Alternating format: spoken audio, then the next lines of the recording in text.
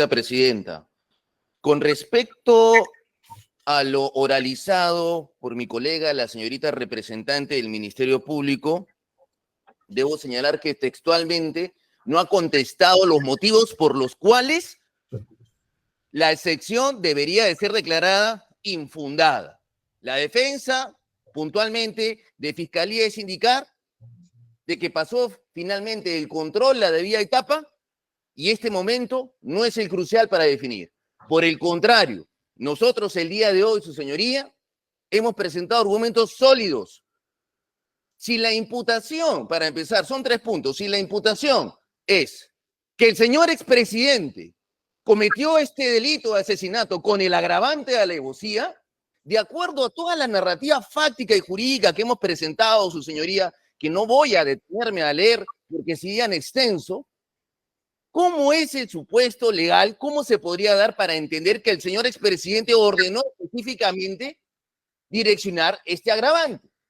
Podríamos entender que hubieran sido las personas que realizaron el hecho material y tendrá su defensa que definir finalmente cuáles son los alcances para poder apartarse o no de este criterio, porque el criterio de alevosía cumple determinados requisitos procesales, pero de ahí a sostener con una imputación tan ambigua de que el señor expresidente, por ser o haber sido cabeza institucional del gobierno y por crear 2 normas legales amparadas en el ordenamiento constitucional, cometió el delito de asesinato con alevosía, es un completo contrasentido.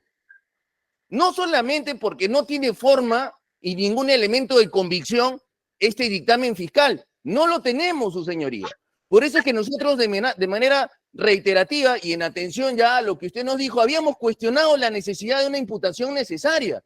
Si tuviéramos, aunque sea 2 o 3 elementos indiciarios para entender que existió este agravante, podríamos entenderlo. Y esta defensa no tiene temor de ir a juicio oral, pero hay fases en las cuales tenemos que presentar argumentos de defensa justamente para evitar al Poder Judicial de llenarse con procesos judiciales que no tienen sentido.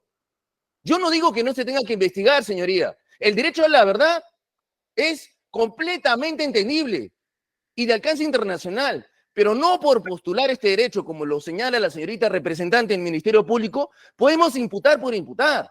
Entonces, con respecto al agravante de alevosía, no se encuentra acreditada ningún elemento de convicción. Lo único que le han dicho a usted, y he tomado nota y se encuentra grabado el día de hoy a nivel nacional, es que el señor expresidente creó un marco normativo, a partir de lo cual determinados agentes habrían cometido el delito de alevosía. Entonces, ¿cuál es el elemento de convicción? Que el señor expresidente realizó en base al marco constitucional decretos de pacificación para eliminar el fenómeno del terrorismo. No, pues no alcanza definitivamente. Eso es uno.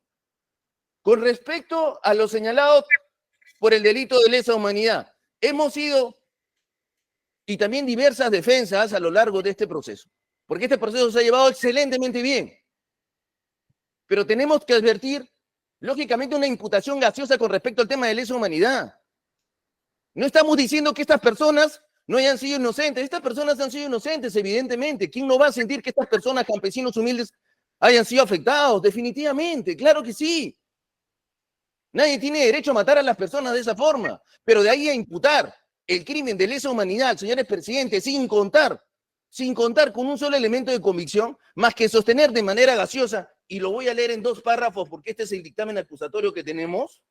El señor expresidente Alberto Fujimori habría creado un marco normativo dirigido para que el SIN, a cargo del señor Vladimir Montesinos, habría realizado esta práctica de eliminación con presuntos terroristas. O sea, de por sí el Ministerio Público considera que son terroristas o presuntos terroristas. No, era gente humilde.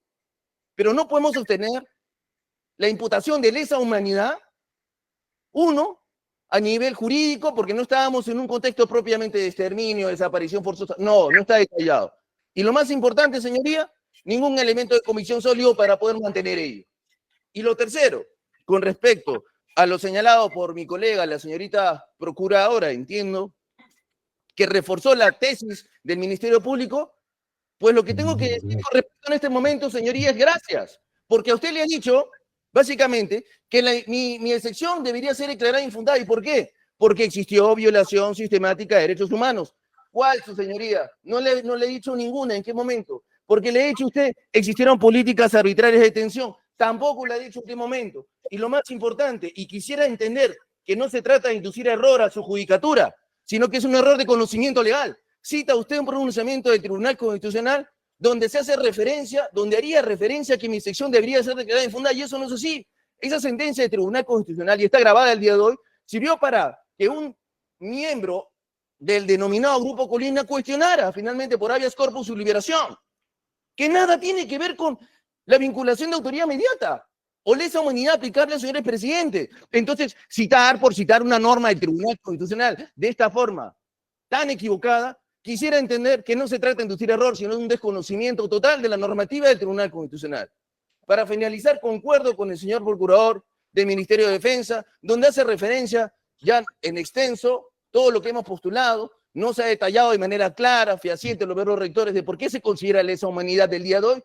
Nos señalan, nos tratan de equiparar un hecho del año anterior al año 92, vinculado con un crimen de lesa humanidad, cuando en ese momento el Estado peruano no tenía tipificado el contenido de lesa humanidad, uno, y dos, lo más importante, si entendemos, por último, que es un criterio internacional, tampoco le dicen a usted cuál es el marco normativo del Estatuto de Roma, y no es labor de la sala hacerlo, es labor de Fiscalía.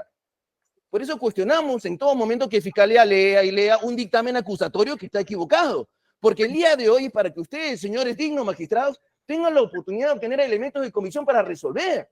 Si estuviéramos aquí para leer dictámenes acusatorios equivocados, pues la sala no tendría elementos para hacerlo, para buscar la verdad, como se dice.